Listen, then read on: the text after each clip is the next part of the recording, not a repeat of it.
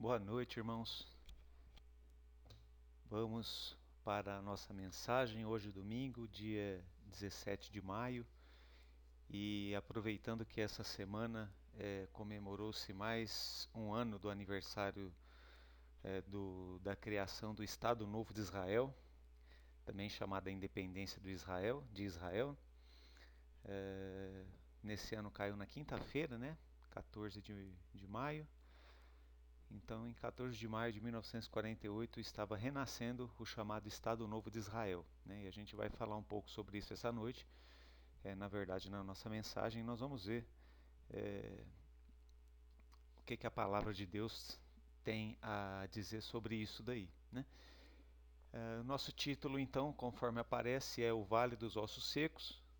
Nós vamos falar sobre a restauração de Israel. E o nosso texto principal é ali a profecia de Ezequiel, os capítulos 36 e 37, né, conforme vocês estão vendo.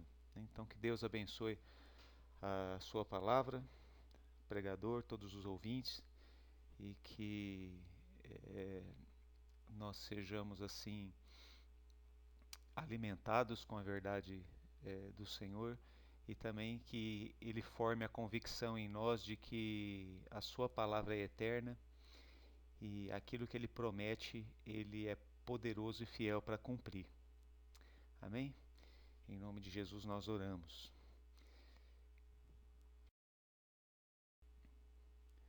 Então a Bíblia nos ensina que Deus sempre cumpre as suas promessas. Escrevendo aos Romanos, capítulo 4, versículo 21, Paulo afirmou isso, ele estava falando sobre Abraão, né? Então ele diz lá: "E estando certíssimo de que o que ele tinha prometido também era poderoso para o fazer."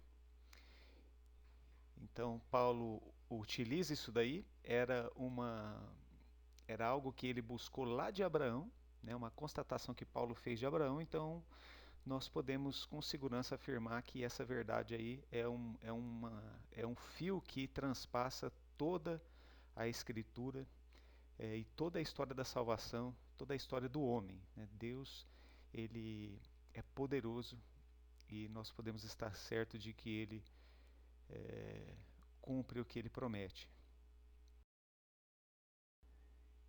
Então, como eu disse, 72 anos de Israel, né, como eles gostam de dizer, Eretz Israel, que é a terra de Israel, né, a terra santa, a terra prometida.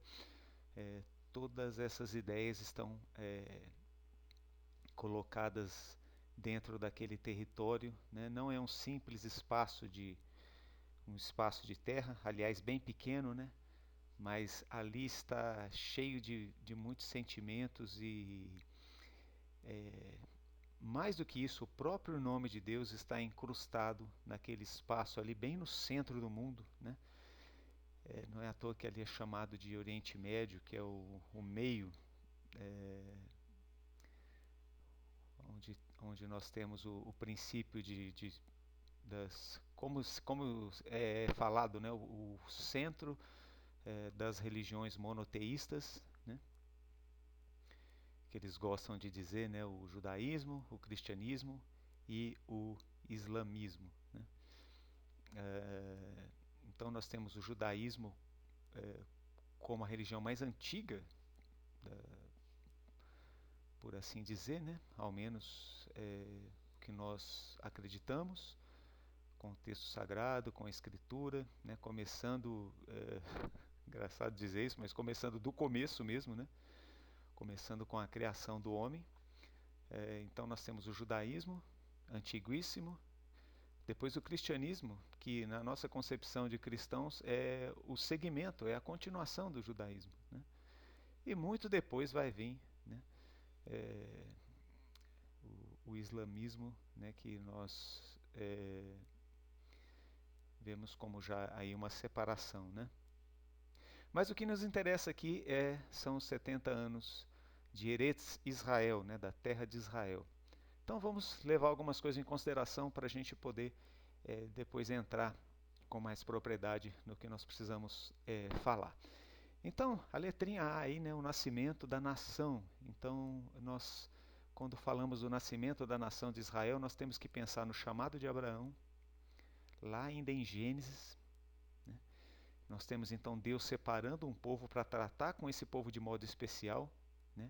Mas não visando apenas esse povo, visando a salvação de todos os povos, né? Então, em Abraão serão chamados benditos, né?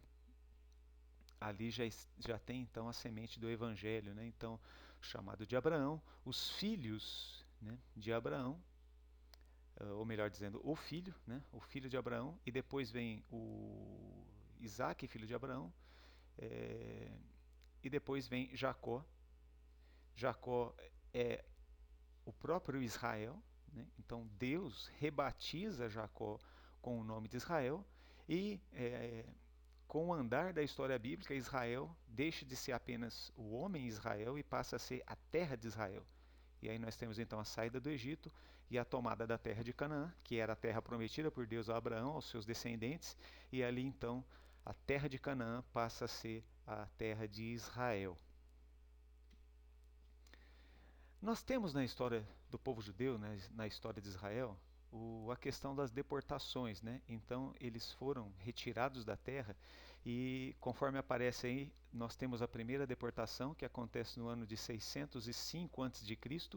Nós temos a história de Daniel, né? Daniel foi o primeiro deportado no que a gente costuma chamar de cativeiro babilônico. Então Daniel e seus amigos foram os primeiros a serem levados em 597 ainda antes de Cristo. Depois Ezequiel participou da segunda deportação ou da segunda leva em 586 antes de Cristo, ou melhor, Daniel em 605, Ezequiel em 597 e depois finalmente em 586 antes de Cristo nós temos a queda de Jerusalém, né, quando os exércitos ali da Babilônia destroem Jerusalém e o templo.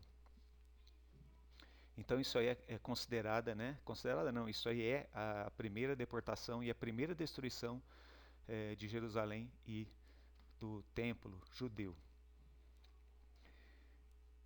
Então houve essa primeira deportação e houve o primeiro retorno e reconstrução, né? Eles ficaram 70 anos ali na Babilônia, o que ficou conhecido como o cativeiro babilônico. E então a partir de 538, ainda antes de Cristo, né, com a ordem de Ciro e depois de Artaxerxes, os judeus retornam a Israel e reconstroem o templo e a cidade.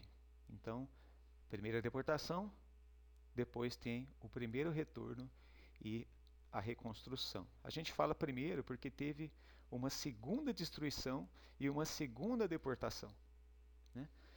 Então, conforme aparece aí, a segunda destruição e a diáspora. Diáspora era o espalhar do povo judeu, ou a saída, né, a levada do povo judeu para fora, né, quando eles ficavam habitando em outros lugares, não por desejo próprio, mas por causa das deportações e por causa das destruições que aconteciam ali.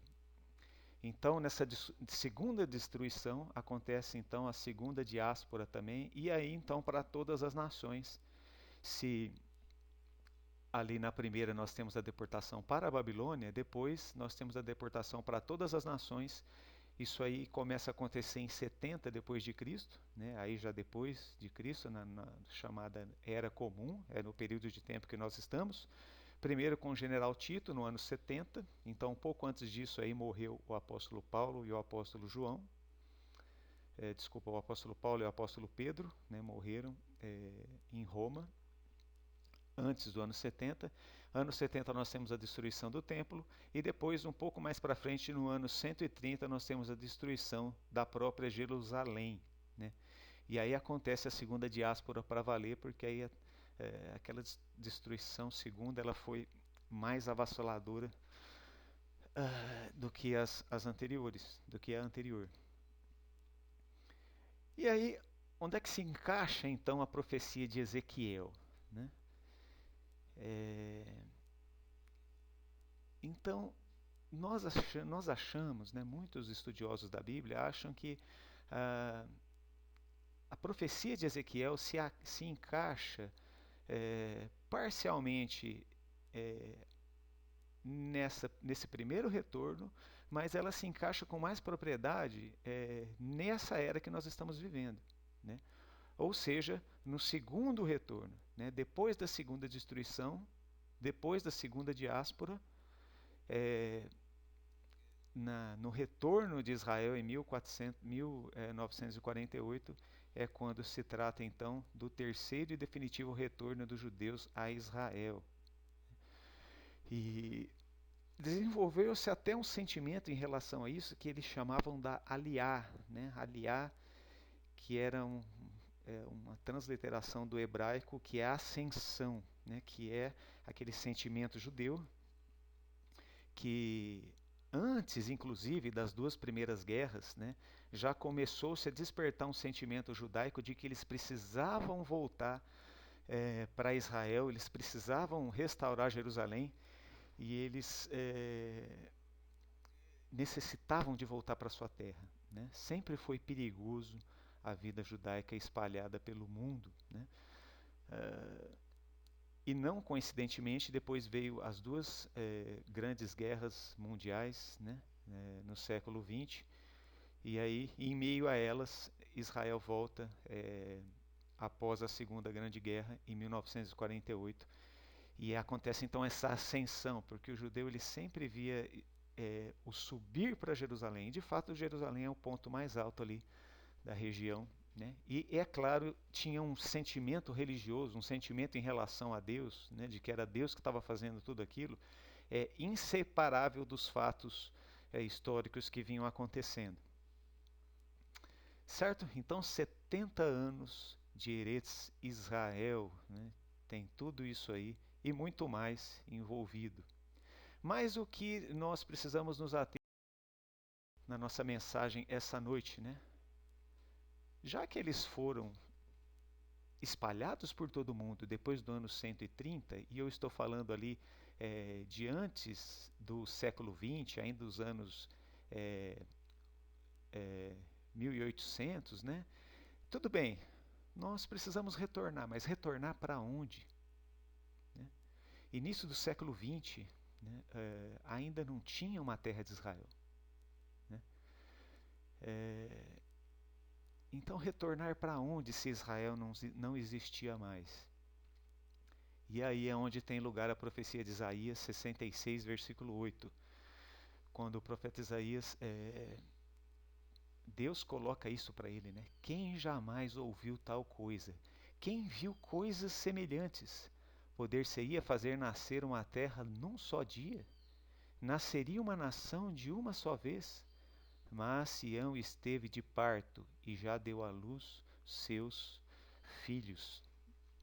Então essa profecia de Isaías aí, muitos relacionam, e eu creio que com bastante propriedade, que está relacionado aos sofrimentos do povo de Israel, que antecedem a recriação do Estado Novo de Israel. Estou falando ali do Holocausto e das diversas perseguições que aconteceram, sobretudo na Segunda Grande Guerra, né? Nós pensamos nos campos de concentração nazistas e também nos grandes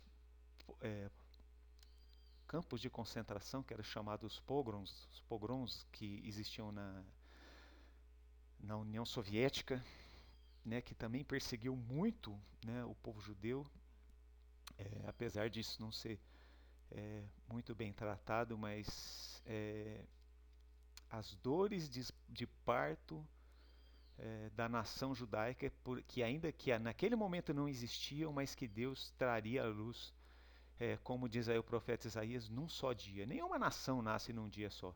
Quando nós tratamos do nascimento de Israel na antiguidade, aquilo durou, podemos dizer, ali 40 anos de jornada no deserto, né? Depois mais um tempo considerável de conquista durante o tempo de Josué, né? Mas aqui no Estado Novo de Israel, não. Em um dia, né? Foi a chamada Declaração de Independência ali, feita por David Ben-Gurion, ali no hotel em, em Jerusalém, né? Na, no 14 de maio de 1948. Né? Então nós temos em primeiro lugar, né, entrando aqui no texto de Ezequiel, uh, as razões para as deportações. Então Ezequiel vai tratar disso no capítulo 36, de versículos de 16 a 21. Eu coloquei aqui para a gente poder olhar todos juntos para o mesmo lugar, né, para o texto sagrado. E ali então Ezequiel começa falando assim: Veio a mim a palavra do Senhor dizendo: Filho do homem, quanto à casa de Israel habitava na sua terra, então a contaminaram com os seus caminhos e com as suas ações, como a imundícia de uma mulher em sua separação. Tal era o seu caminho perante o meu rosto. Derramei, pois, o meu furor sobre eles por causa do sangue que derramaram sobre a terra e dos seus ídolos com que a contaminaram. E espalhei-os entre os gentios e foram dispersos pelas terras conforme os seus caminhos e conforme os seus feitos os julguei. E, chegando aos gentios para onde foram, profanaram o meu santo nome. Porquanto se dizia deles: Estes são o povo do Senhor, e saíram da sua terra. Mas eu os poupei por amor do meu santo nome, que a casa de Israel profanou entre os gentios para onde foi. Então nós temos aí as razões para as deportações, a razão para as deportações. E qual era? Está claro no texto, né, que Israel foi deportado da sua terra por juízo divino, por causa, como o próprio Deus fala aí, porque eles contaminaram os seus caminhos, né, tinham ali as leis de Deus a serem seguidas e eles foram na contramão de tudo aquilo que Deus indicou, sobretudo em relação à idolatria, né? Então tinha ali crimes de sangue, violência, idolatria, né? E o Senhor fala que com tudo isso ali o povo de Deus, o seu próprio povo se contaminou. E o Senhor então vem e pune eles, né? Espalhando ele entre os gentios. Os gentios ali são todos os povos, né? Ou são os povos não judeus. Eles foram dispersos pelas terras. E o texto fala que isso foi feito conforme os seus caminhos. Então tinha muito aquela coisa de que o povo de Israel invejava a forma de vida pagã e eles traziam a forma de vida pagã para dentro da sua cultura judaica, não era para fazer aquilo. Então, numa forma irônica de julgar, né, Deus sempre julga com ensino. Então, existe muito ensino nisso aí, porque, certo, você traz o paganismo para dentro da sua vida. Eu purifiquei esse espaço aqui para vocês viverem bem, viverem no meu temor, e aí vocês trazem o paganismo para cá. Então eu sei como eu vou ensiná-los. Eu vou colocar vocês vivendo lá no meio da terra dos pagãos e vocês vão sofrer o paganismo. E foi isso que acabou acontecendo, né? E ali, curiosamente, então os gentios olham para eles e falam assim, ó, aparece aí, né? Esses são o povo do Senhor e saíram da sua terra. Então olha que ironia, né? O próprio povo pagão olhando para eles e reconhecendo eles como o povo de Deus, só que um povo de Deus castigado, né? E no final Deus fala aí, né? Eu os poupei por amor do meu santo nome. Então por isso que a gente tenta sempre enfatizar a grandeza do nome de Deus, né? Nós gostamos muito da misericórdia, mas de onde vem a misericórdia? Porque Deus tem zelo do seu próprio nome. Então, como o Senhor nos colou ao nome dele, né? Aqui trazendo para nós, pensando no Evangelho, na igreja, como que a igreja é resgatada pelo grande judeu, nosso Salvador Jesus, o nome dele está sobre nós, né? E ele zela por esse nome, né? Nós vemos isso na história judaica, né? E isso foi ensinado com bastante clareza aqui. Então nós temos as razões para a deportação, né? Ou a razão para a deportação. E quais são essas razões? Idolatria, desvio dos caminhos do Senhor, né? Suas más ações, seus pecados. Por isso o Senhor levou o povo de Israel para fora da terra. Em segundo lugar, nós temos também as razões para a restauração, né? Ou a razão para a restauração que a gente já viu ali no finalzinho, né? Por causa do santo nome dele também vai acontecer. Tudo é pelo nome de Deus. Então, pelo nome de Deus, Deus castiga o seu povo, e pelo zelo ao seu próprio nome, Deus também restaura o seu povo, e nós vamos ver isso aqui, né? E ele continua no versículo 22. Dize, portanto, à casa de Israel, né? Aí Ezequiel vai continuar falando. Assim diz o Senhor Deus, não é por respeito a vós que eu faço isso, ó casa de Israel, mas pelo meu santo nome, que profanaste entre as nações para onde fostes. Olhem só, vamos ver o que mais ele diz. E eu santifiquei o meu grande nome, que foi profanado entre os gentios. Então ali Deus já está apontando que eles foram levados e lá eles tornaram a profanar o nome de Deus, né? Com o qual profanaste no meio deles. E os gentios saberão que eu sou o Senhor, diz o Senhor Deus, quando eu for santificado aos seus olhos. Né? E vos tomarei dentre os gentios e vos congregarei de todas as terras e vos trarei para a vossa terra. Então olha só que interessante, né, que coisa espantosa isso. Né? A terra de Israel já destruída,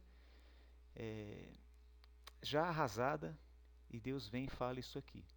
Né? E existe uma ênfase aqui com relação, coloquei lá no começo, será que, onde é que nós encaixamos a profecia de Ezequiel? A gente encaixa depois do exílio babilônico ou a gente encaixa mais depois da queda embaixo já do poder de Roma?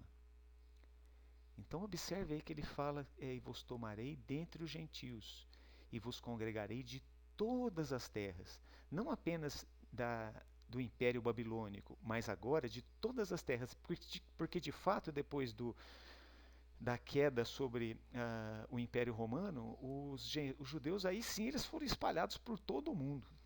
Né? E ele continua, então aspergirei água pura sobre vós, e ficareis purificados, de todas as vossas imundícias e de todos os vossos ídolos vos purificarei. Então ali tem uma sombra,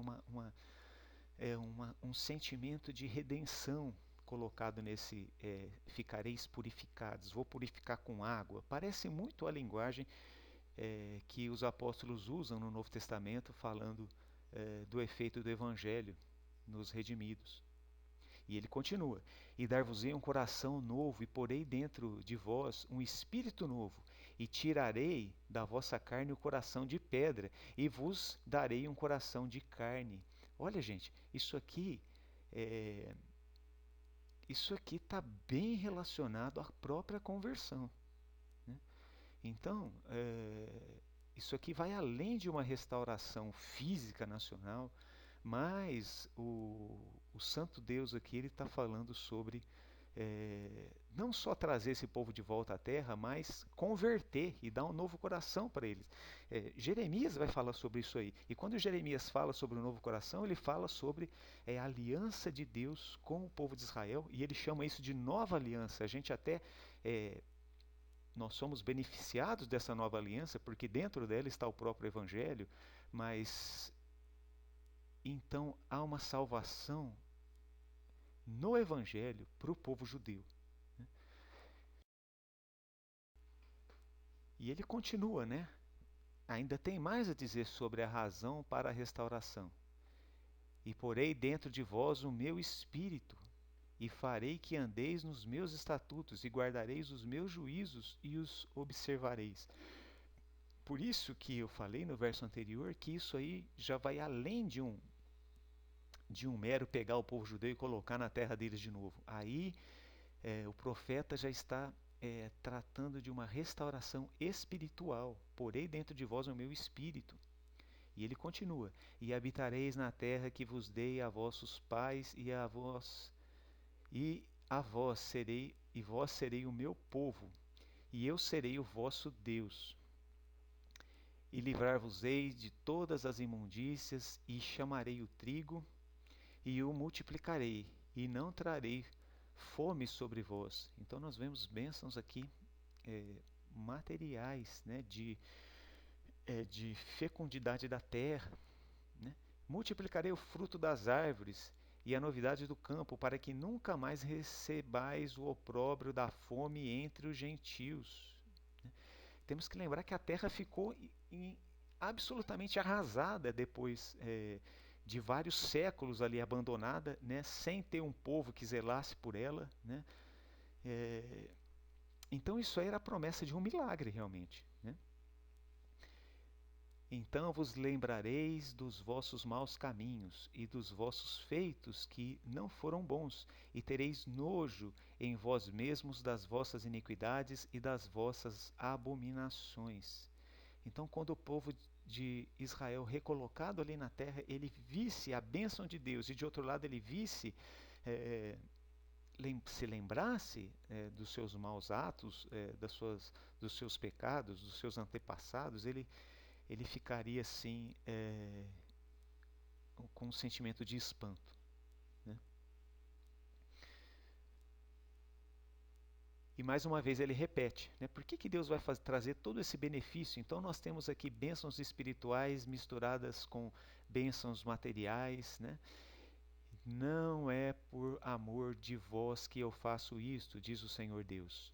Notório vos seja, envergonhai-vos e confundi-vos por causa dos vossos caminhos, ó casa de Israel. Então Deus está reafirmando aqui que eu não estou fazendo isso por amor de vós. Outros textos interessantes mencionar que Deus declara um amor imenso, né? Chama Israel de sua noiva, da menina dos seus olhos, né? Mas aqui ele quer deixar bem claro que esse benefício é por amor ao seu próprio nome, né? Então fica uma mensagem clara aí para nós de que os maus caminhos trazem confusão, né? E foi essa a história de Israel. E se Deus teve uma razão para puni-los, Deus também tinha uma razão para restaurá-los, conforme a gente vê aí. Era o zelo de Deus ao seu próprio nome e, sobretudo, a promessa feita a Abraão, né? Então, depois Paulo lá em Romanos vai falar mais sobre isso. Recomendo que depois vocês leiam Romanos 11 para ter uma clareza maior sobre tudo isso aqui. Adiante, será que isso aqui que nós estamos vendo em Ezequiel se trata de uma restauração definitiva? Porque às vezes a gente fica em dúvida, né? Poxa, Israel foi deportado, foi trazido de volta.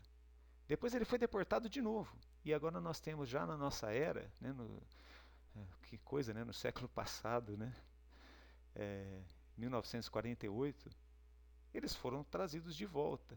Mas isso aí é uma restauração, ao menos no âmbito físico, né? Porque quando nós olhamos para Israel, nós ainda não vemos essa conversão de que o profeta, né, porei em vós o meu espírito, né, e vocês nunca mais vão me desobedecer. Israel ainda tem problemas sérios e graves com o pecado, né? Acerca de não seguir a palavra de Deus como deveria, né?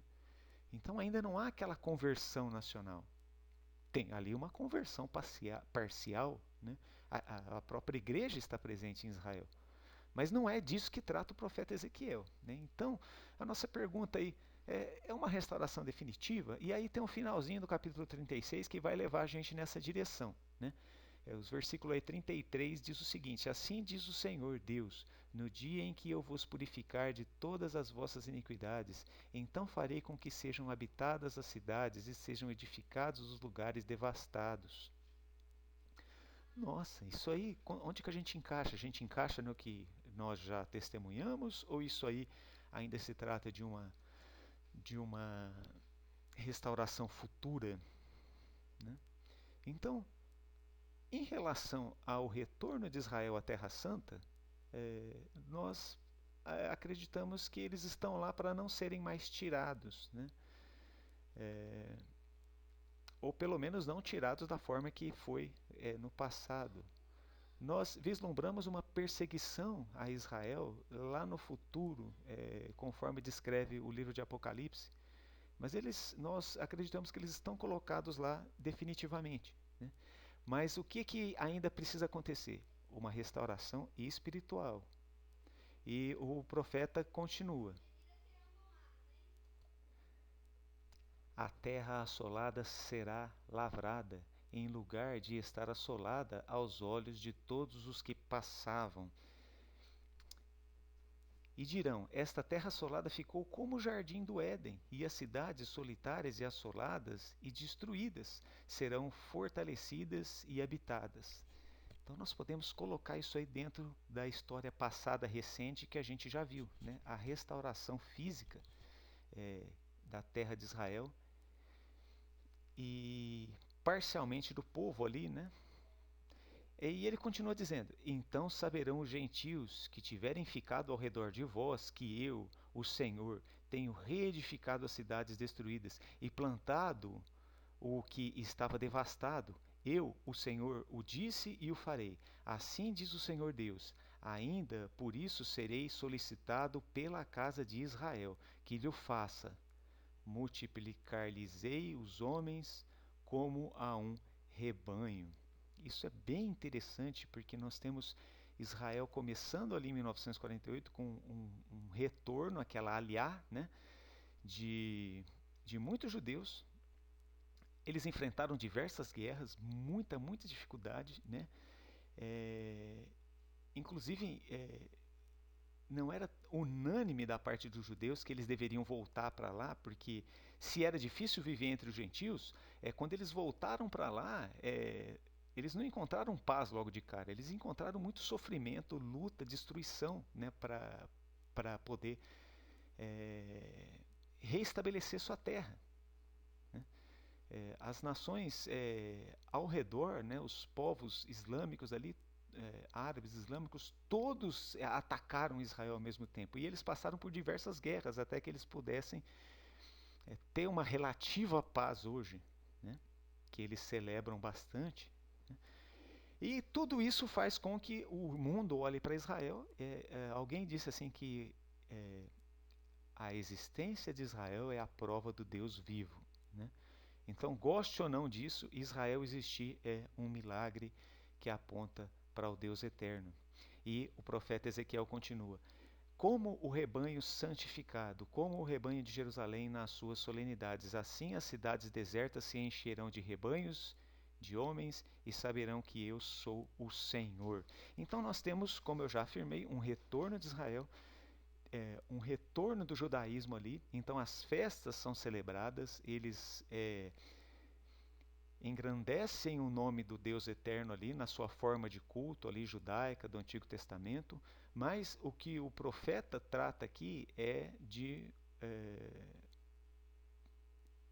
pode estar apontando a essa restauração que nós testemunhamos hoje, mas nós cremos que ele está olhando futuramente para uma restauração assim de fato profunda, aquilo que eu falei no começo, a fé judaica desaguando na fé em Jesus, né?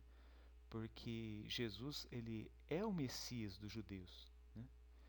Nós temos Jesus como nosso Salvador, o Senhor da Igreja, né? O nosso noivo, mas antes disso ele é o Messias judaico, né? E ele é o Salvador do seu povo, do seu próprio povo, o povo de Israel. Então Jesus, o nosso Senhor, é um judeu. Né? E nós temos tudo isso aqui, então Ezequiel vai trazendo isso meio que num misturado, né? E nós é que vamos tentando assim encaixar isso no tempo aqui e acolá. Mas nós temos a certeza plena de que tudo isso vai se... E agora nós temos a parte final, né? Nós temos o Ezequiel 37, que trata da famosa, que é o título da nossa mensagem hoje, a famosa profecia aí do Vale dos Ossos Secos, né? Que com certeza você já ouviu falar e já leu, né? É uma profecia, é um poema na verdade bastante bonito, né? E às vezes as pessoas ficam assim, mas o que significa ele? Então a gente já viu o significado dele no capítulo 36, né? A Bíblia ela é muito clara. Então, quando você tiver em dúvida sobre um versículo ou um capítulo, olha o capítulo que vem antes e o que vem depois. Né? Quase a totalidade das suas dúvidas vão ser resolvidas pelo próprio texto sagrado. Né? Então, a Escritura interpreta-se a si mesma. Então a gente já viu aí, e agora a gente vai ver o capítulo 37 e vai ficar muito mais claro para nós. Então nós temos aqui no capítulo 37, talvez respondendo um pouco para nós assim, o que, que já aconteceu, o que, que ainda vai acontecer.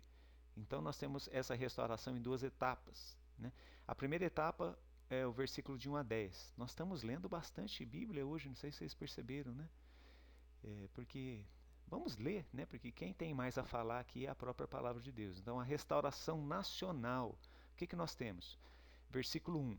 Veio sobre mim a mão do Senhor, e ele me fez sair no espírito do Senhor, e me pôs no meio de um vale que estava cheio de ossos. Então, irmãos, o capítulo 37 ele é mais dramático do que o 36, né? Porque aqui Deus faz como é que a gente chama isso? Um tipo de um arrebatamento de sentidos. Então o profeta Ezequiel aqui, se no 36 ele estava recebendo uma mensagem, aqui ele entra num transe que era próprio dos profetas de Deus no Antigo Testamento. E ele começa então, não receber apenas a mensagem, mas ter uma visão, né? E Deus mostra ali como se fosse uma representação dramática do que haveria de ser essa restauração do povo de Israel. E ele começa ali então vendo, colocando o profeta Ezequiel no meio de um vale de ossos secos. Então é um cemitério, né? É um vale de ossos e eles estão espalhados ali sobre a terra, né? E ele continua: e me fez passar em volta deles, e eis que eram muito numerosos sobre a face do vale, eis que estavam sequíssimos. Então vai juntando aí na sua mente as impressões, coloque-se no lugar de Ezequiel, né? Vai você passeando aí no meio desses ossos esparramados ali. Então eram ossos humanos, eram esqueletos humanos ali desmontados e sequíssimos, quer dizer, sem, sem qualquer resquício, né, de lembrança de quem foram, né?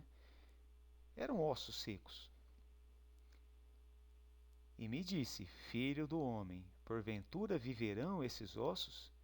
E eu disse: Senhor Deus, tu o sabes, né? Então essa resposta de Ezequiel é bem assim, genuína e honesta, né? Partindo de um servo fiel de Deus. Senhor, eu não sei de coisa nenhuma, o Senhor é que sabe o que o Senhor tem para o seu povo, né? E ali, apesar de não ter falado aqui ainda, o capítulo 36 é a restauração do povo de Israel. E o 37, o assunto continua, né? E aqui vai ficar mais claro à medida que nós andamos. Então me disse: profetiza, né? Então Deus, né, falou para o profeta: profetiza sobre esses ossos e diz-lhes: ossos secos, ouvi a palavra do Senhor. E aqui tem uma coisa muito interessante e admirável, né? Que o que Deus mandou o profeta Ezequiel fazer? Pregar para os ossos, né? Então você imagina você pregando para ossos, né? Normalmente o profeta prega para pessoas, né? Mas ali é uma visão dramática, né? Aquilo que está acontecendo é uma cena como se fosse um filme passando para Ezequiel, no qual ele está dentro, né? E o que Ezequiel vai fazer? Ele vai pregar, né? E olha só qual que é o teor da mensagem que o próprio Deus dá para ele, né? Assim diz o Senhor Deus a esses ossos: eis que farei entrar em vós o Espírito e vivereis. E porei nervos sobre vós, e farei crescer carne sobre vós, e sobre vós estenderei pele, e porei em vós o espírito, e vivereis, e sabereis que eu sou o Senhor. E aí, Ezequiel diz que ele fez conforme Deus falou, né? Então profetizei como se me deu ordem. E o que aconteceu para espanto dele? E houve um ruído enquanto eu profetizava. E eis que se fez um rebuliço, e os ossos se achegaram, cada osso no seu osso. Então Ezequiel nos conta de que ele nem tinha terminado de falar o que Deus mandou ainda, e aí os ossos já começaram a responder a mensagem, né? E primeiro teve um rebuliço, mas depois cada osso foi se achegando e se articulando. Não de qualquer forma, mas cada osso no seu devido lugar. E aí ele olha, e olhei, e eis que vieram nervos sobre eles. tinha nervo, era só ossos e ossos secos, mas aí milagrosamente começaram a surgir nervos e cresceu a carne e estendeu-se a pele sobre eles por cima, mas não havia neles o espírito. Então, no primeiro momento, o Ezequiel se surpreende que vê que aqueles esqueletos se tornaram, aqueles ossos esparramados se tornaram em esqueletos organizados. Depois eles retomaram carne e osso sobre si, né, reaparecendo do nada. E agora eles eram corpos novamente, porém sem espírito, né, sem vida. Eles eram corpos mortos. E aí vem uma segunda etapa ali que Deus volta a falar com o profeta. E ele disse-me: profetiza ao Espírito, profetiza ao Filho do Homem, e dize ao Espírito: assim diz o Senhor Deus: vem dos quatro ventos, ó Espírito, e assopra sobre estes homens para que vivam. E eu profetizei como ele me deu ordem. Então o Espírito entrou neles, e vieram, e se puseram em pé, um exército grande em extremo. Então o que nós temos aqui? Nós temos a restauração nacional, né? Então nós temos aquilo que a gente viu lá no capítulo 36, de Deus trazendo novamente, né, de todas as nações, do meio de todos os gentios, o seu povo Israel, o seu povo judeu, de volta para Eretz Israel, para a terra de Israel. Isso teria se dado fato aqui nos versículos de 1 a 10. Eles voltam, né? Alguém disse que as nações são a sepultura do povo de Israel, né? Porque apesar do povo de Israel ter mantido a sua identidade, mesmo em meio aos exílios, e isso também é um milagre, nenhum povo foi capaz disso, tanto é que onde estão os povos antigos? Né? Os antigos assírios, né? Esses povos todos perderam a sua identidade, né? Os povos ali do tempo de Moabe e as outras nações ali que tinha ao redor de Israel, né? Os filisteus, grandes povos e poderosos, perderam a sua identidade, se perdeu, eles foram assimilados pelos outros povos à medida que as guerras e os exílios iam acontecendo. O povo de Israel não. Mas, no entanto, apesar de não perder sua identidade, eles tinham não era a mesma coisa, né? O seu culto era prejudicado, né? Mas Deus preservou eles até que o momento do retorno acontecesse. E eles retornam. Só que eles retornam assim como um reviver nacional de Israel, mas ainda não um reviver espiritual. Mas o profeta não para. E também a profecia dá conta de um renascimento espiritual para Israel.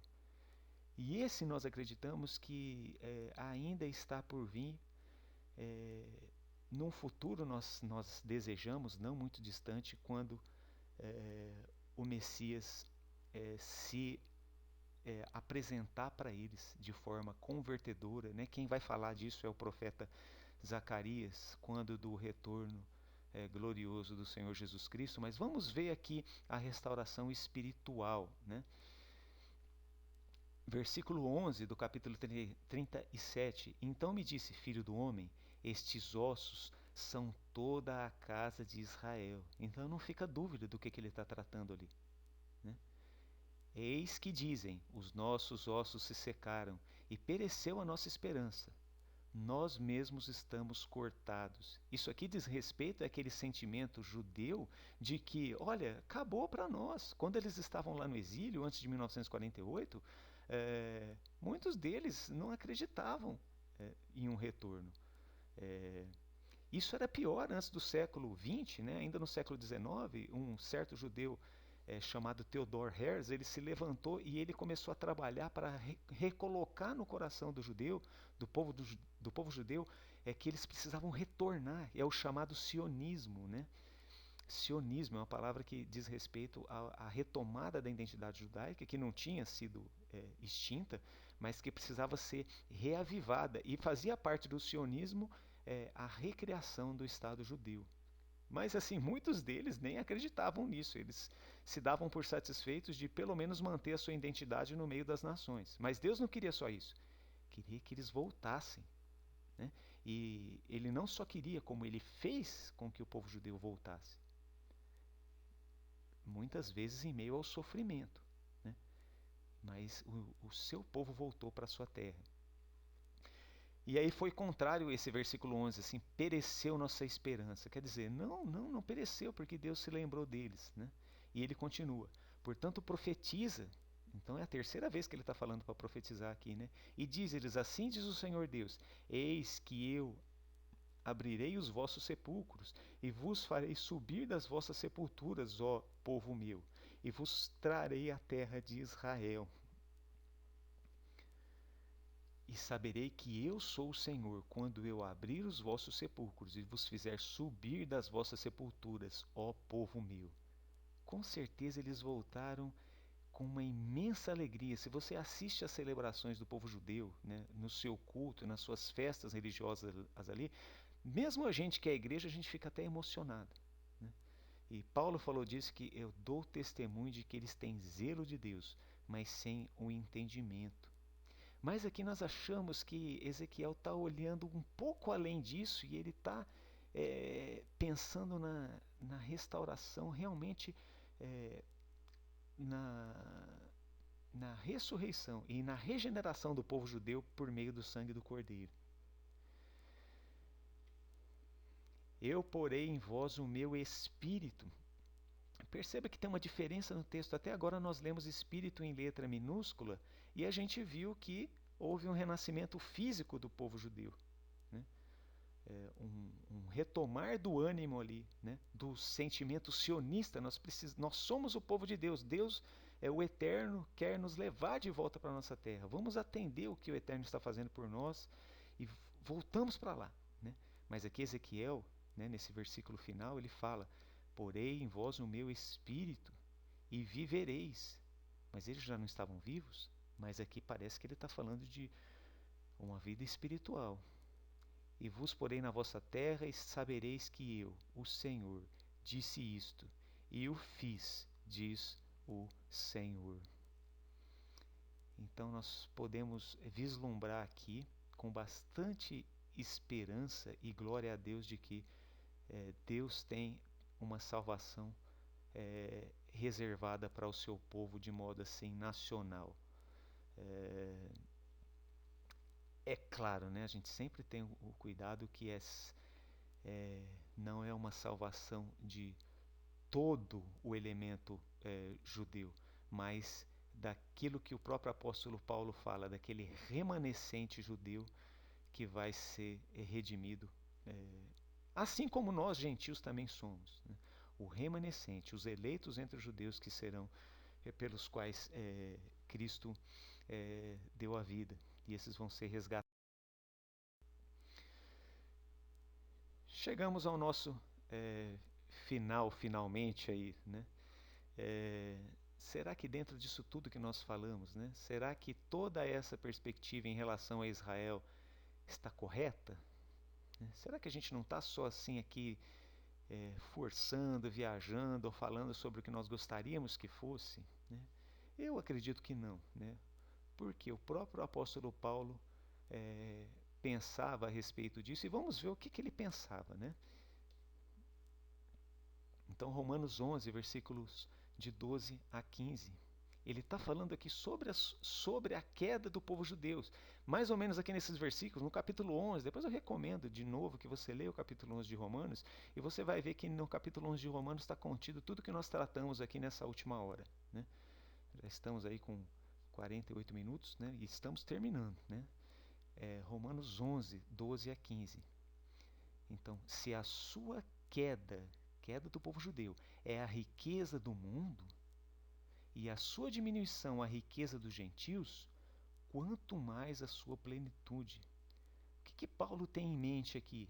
Ele tem em mente que os judeus, nós sabemos disso, lá, quando da primeira vinda de Jesus, eles rejeitam o seu Messias, e Jesus então vai para os gentios, né? O próprio apóstolo Paulo fala isso, né? Ele foi chamado como apóstolo aos gentios. E ele está lamentando isso aqui. Puxa vida, mas que coisa triste. Mas de outro lado, né, a queda do povo judeu foi a riqueza do mundo, né? A riqueza dos gentios, porque o evangelho que eles rejeitaram espalhou-se por todo o mundo e até salvou judeus também, mas hoje esses são parte da igreja, né? E ele continua, porque convosco falo, gentios, né? Ele está falando com a igreja dos romanos, que enquanto for apóstolo dos gentios, exalta o meu ministério. Então, Paulo, ele sabe que a sua atenção é voltada completamente para a igreja, mas ele não esquece o povo judeu. E isso é uma mensagem para nós também, né? E ele vai falar mais. Por que ele exalta o seu ministério de trabalhar com a igreja? Além de tudo que está envolvido nisso, mas ele coloca aqui no penúltimo versículo, para ver se de alguma maneira posso incitar a emulação os da minha carne e salvar alguns deles. O que é essa emulação aqui? É o sentimento de ciúmes do povo judeu. Mas Paulo leva isso aqui para um lado positivo, no sentido de que o judeu que era o seu próprio irmão na carne olhasse para o apóstolo Paulo e falasse assim, puxa, mas Paulo era aquele rabino, né? Ele conhece a verdade, é inegável que ele conhece a Escritura. E ele está seguindo, ele creu que Jesus é o Messias, né? E não é só ele, tem vários outros judeus. E Deus está transformando o povo gentil, que era um povo pagão, né? E esse povo está vivendo agora no zelo do eterno. Então Paulo usava isso como emulação, como ciúme no judeu, né, para fazer com que o judeu olhasse com as perspectivas de que de fato Jesus fosse o seu Messias. E o último versículo aí para nós terminarmos, porque se a sua rejeição, rejeição de quem? Né? Tudo que nós vimos aqui há pouco, né? A rejeição lá que Ezequiel tratou, né? Porque Israel pecou, foi rejeitado, foi mandado para fora da terra, depois foi restaurado, né? Então é disso que Paulo está falando. Se a sua rejeição e depois a rejeição final com o evangelho, quando aconteceu o segundo exílio que nós tratamos, né? Que foi o mais terrível, foi para todas as nações. Então, se a sua rejeição é a reconciliação do mundo, que foi a expansão do evangelho, como nós acabamos de falar, e vírgula ele coloca, qual será a sua admissão, senão a vida dentre os mortos? Então, por que a gente fala disso com tanto gosto? Porque nós temos aqui colocado pelo próprio apóstolo Paulo que quando isso se cumprir, irmãos, quando Deus cumpriu o seu povo em relação ao povo de Israel, nós vamos presenciar a própria glória dele. E nas palavras do apóstolo Paulo, isso aí vai ser a vida dentre os mortos, né? Ou seja, vai ser o final da história da salvação, por assim dizer. Aí nós temos o arrebatamento, o retorno do Senhor Jesus Cristo nos ares para levar a sua igreja. E aí nós temos os mortos, né, os nossos mortos queridos, voltando com Ele, sendo ressuscitados também no sentido de receberem os seus corpos glorificados. E nós temos o final da história da salvação com o mal sendo vencido no mundo, Satanás sendo vencido. E nós temos o próprio Messias judeu, nosso Cristo voltando vitorioso dos céus para vencer o maligno aqui e salvar fisicamente o seu povo judeu, né? E eles olharão para aquele a quem transpassaram e eles vão reconhecer, esse é o nosso Messias. Ele volta agora poderosamente para nos salvar. Imagina que coisa impressionante vai ser isso. E então eu termino trazendo à memória a celebração dos 72 anos do Estado Novo de Israel. Irmãos, muito obrigado pela atenção até agora. Vamos orar. Senhor, nosso Deus e Pai, nós te agradecemos por podermos tratar disso aqui em forma de mensagem, porque é a profecia, é a pregação Nós vimos o Senhor tratando isso ali com o seu profeta Ezequiel e com o seu povo no Antigo Testamento e, por que não, com o teu povo aqui no Novo Testamento, né, que são gentios convertidos ao Messias judeu, né, ao teu Filho, o teu único Filho, o nosso Salvador. Nós pedimos a tua bênção, a tua misericórdia por nós e, sobretudo, pelo teu povo, ainda o teu povo do Antigo Testamento ali, o povo judeu, e que nós gostaríamos de ver salvos, redimidos pelo sangue do Cordeiro, que também nos redimiu.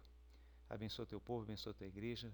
Pedimos que o Senhor nos dê uma boa semana e continua nos protegendo, nos salvando. Em nome do teu santo Filho nós oramos agradecidos. Amém.